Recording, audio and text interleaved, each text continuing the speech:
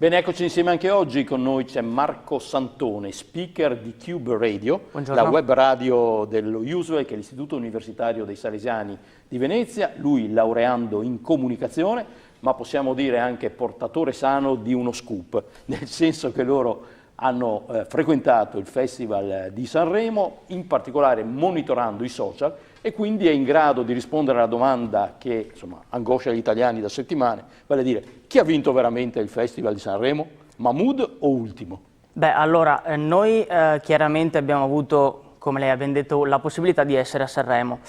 Abbiamo avuto la possibilità di seguire da vicino e di monitorare un po' il funzionamento di quella macchina che è Sanremo, ma soprattutto anche di quelli che sono stati i resoconti social. Diciamo che è stato uno scoop, sì, possiamo definirlo così, uno scandalo, perché a seconda di quelli che sono i dati che abbiamo alla mano, possiamo vedere un Mahmood con un 14% dei voti da casa, invece un Ultimo con il 46%. Ecco, con questi dati alla mano sembra strano, insomma, che la vittoria sia stata appunto di Mahmood e non di Ultimo. Questo vorrebbe dire appunto che giuria d'onore e sala stampa abbiano dato i loro voti interamente a Mahmood.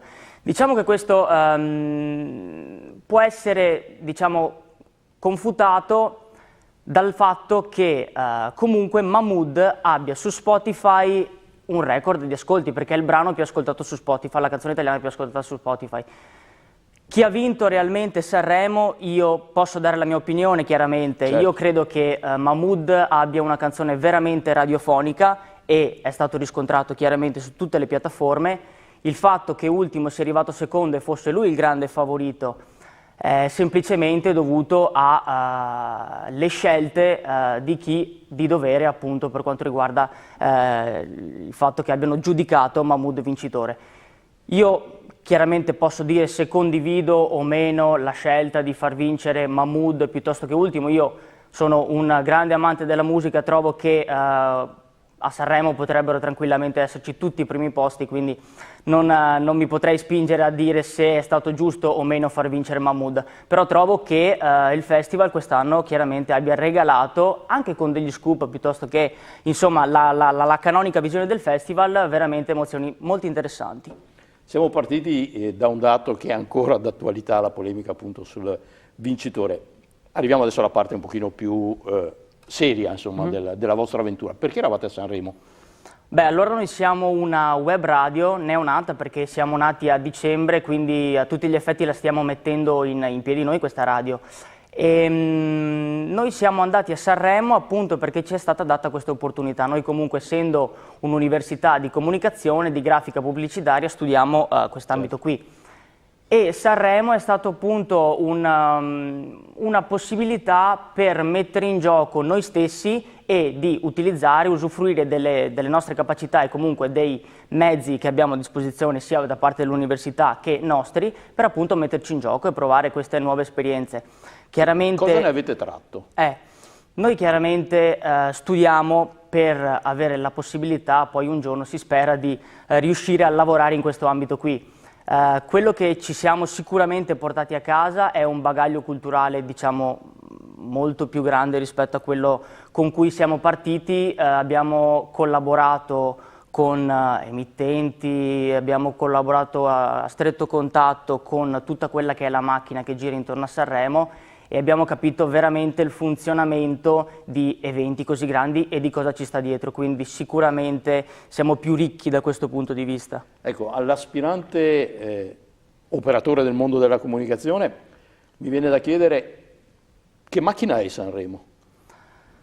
Sanremo è una macchina caotica, la definirei, perché veramente un sacco di potenziale, un sacco di persone che ci lavorano dietro, a differenza di quello che magari poi potrebbe trasparire dalla televisione, perché comunque noi vediamo il prodotto finito e quindi questo è quello che vediamo nella televisione, però dietro il funzionamento è veramente controllato, un sacco di persone che lavorano a livello mirato, proprio un sacco di attività che vengono svolte e quindi Sanremo è veramente, nella confusione generale, assolutamente controllata e specifica, quindi lavorarci all'interno è stato importante, interessante. Secondo voi il cantante e la canzone quanto contano rispetto al business e all'apparato? Beh, La canzone, il cantante, chiaramente siamo al Festival della canzone italiana, quindi sarebbe assurdo dire che sono in secondo piano, però comunque ormai, come tutte le cose che appaiono in televisione, loro sono dei brand, possiamo definirli così. Loro sono dei marchi che chiaramente devono essere venduti nella maniera migliore possibile. Loro sono cantanti prima di tutto, quindi il loro lavoro è quello appunto di performare nel palco di Sanremo e far arrivare a casa quello che loro vogliono raccontarci, però comunque non bisogna dimenticare il fatto che loro sono lì per vincere, al di là del fatto che sì, la partecipazione, l'emozione che si portano a casa anche loro, però comunque il loro scopo è quello. Quindi. Ecco, voi siete giovani, cosa rappresenta oggi per voi il Festival di Sanremo? Cioè, se a guardare anche gli ascolti televisivi, una volta era la grande festa nazionale popolare italiana, poi c'è stato un periodo di oblio in cui bene o male Sanremo sì, lo si vedeva ma non era più un punto di riferimento, negli anni recenti invece è tornato ad essere interessante, diciamo, in maniera intergenerazionale. Per voi cosa rappresenta, e per un esperto come te, insomma, di musica? Ma Sanremo, allora io personalmente l'ho sempre seguito Sanremo perché, come ho detto prima, sono comunque un grande appassionato di musica, quindi il festival ha sempre rappresentato per me qualcosa di importante da seguire da casa, chiaramente. È vero, il festival quest'anno è stato molto più giovane degli altri anni, anche grazie appunto ai dati social che abbiamo riscontrato, ci sono stati un sacco di millennials che l'hanno seguito, e è stato anche molto giovane dal punto di vista della partecipazione, perché i cantanti in gara erano talvolta giovani. Mi viene in mente Irama, mi viene in mente Ultimo, mi viene in mente anche Gamon, e quindi il festival per me a livello tecnico rappresenta appunto una manifestazione canora che mi diverte e mi affascina a seguire. Dal punto di vista più emozionale, umano, è quell'evento, un po' come diceva lei, che comunque si aspetta ogni anno. Abbiamo parlato dei millennials, però i millennials, molti dei millennials non potevano votare perché il limite di voto era essere maggiorenni, quindi diciottenni. Voi avete monitorato i social, sarebbe cambiato qualcosa se avessero potuto votare anche i più giovani? Allora, beh, sì, effettivamente il voto viene dato dai 18 anni in su, chiaramente. Però sui social tutti commentano, tutti possono intervenire, tutti possono esprimere preferenze. Il fatto è che, a prescindere dal fatto che inizialmente si dicesse che questo festival fosse uno dei più social mai registrati, poi abbiamo avuto chiaramente, con i dati alla mano, un riscontro che va un po' contro questo tipo di affermazione, perché comunque abbiamo avuto delle interazioni proprio sui social, su Twitter, su Instagram, Facebook, che sono sempre state in calo. Io credo che se il voto fosse stato dato anche ai giovanissimi, quindi under 18 anche volendo, sì, certo, probabilmente avremmo riscontrato una classifica differente, ma semplicemente per una questione di tipologia di ascolto e di abitudine a ascoltare la musica. Chiaramente adesso i giovanissimi ascoltano un tipo di musica che è probabilmente molto distante da quelli che in questo festival potrebbero essere riconosciuti come il Cristicchi, la Bertè, Nino D'Angelo, Patti Bravo. E quindi credo di sì, credo che la classifica sarebbe stata effettivamente stravolta se avessero avuto il voto anche questi giovanissimi. Ecco, l'attività social ha influito in qualche maniera anche sul voto finale. Voglio dire, essendoci cantanti di diverse generazioni, mi viene da pensare che anche l'utilizzo dei social possa essere diverso. Sì, allora... Incide? Uccide. No, incide. No, incide. Incide, sì, assolutamente incide, più che altro perché noi comunque li vediamo sul palco i cantanti, ma chiaramente sono esattamente come noi, e probabilmente un riscontro social che parla bene o male di loro incide anche sulla performance, indubbiamente, quindi questo potrebbe anche portare ad un'esibizione migliore o peggiore a seconda di quello che viene raccontato durante l'arco di tutta la settimana, chiaramente nei social. Incide sì, perché appunto, come ho detto, secondo me l'utilizzo del social può portare grandi vantaggi o svantaggi, proprio come abbiamo visto nel caso di Ultimo.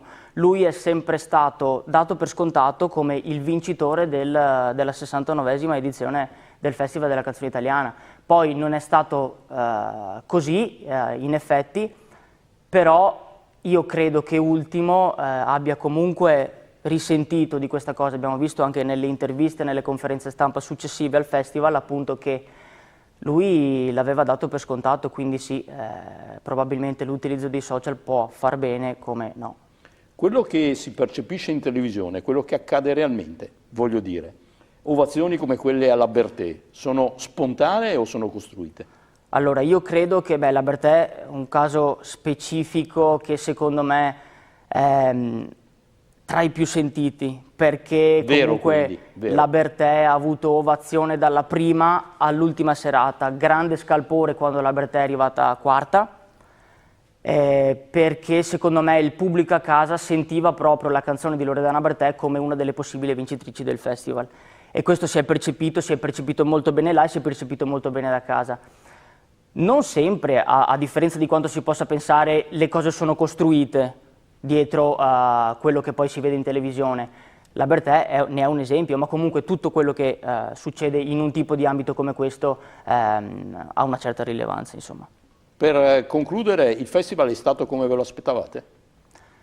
Il festival no, non è stato come ce lo aspettavamo, secondo me per un semplice motivo, perché noi l'abbiamo sempre visto da casa, come lo vediamo insomma tutti i festival di tutti gli anni. Quest'anno, essendo stati immersi proprio nel contesto sanremese, l'abbiamo visto con degli occhi diversi, degli occhi un po' più tecnici, se vogliamo dire, perché comunque abbiamo lavorato dietro le quinte e abbiamo visto un festival diverso. Per la prima volta ho assistito a un festival diverso. Grazie a Marco Santone, che Grazie. è speaker di Cube Radio, la web radio dello USVE, l'Istituto Universitario dei Salesiani di Venezia, inviato al Festival di Sanremo. Grazie. Grazie, a voi alla prossima.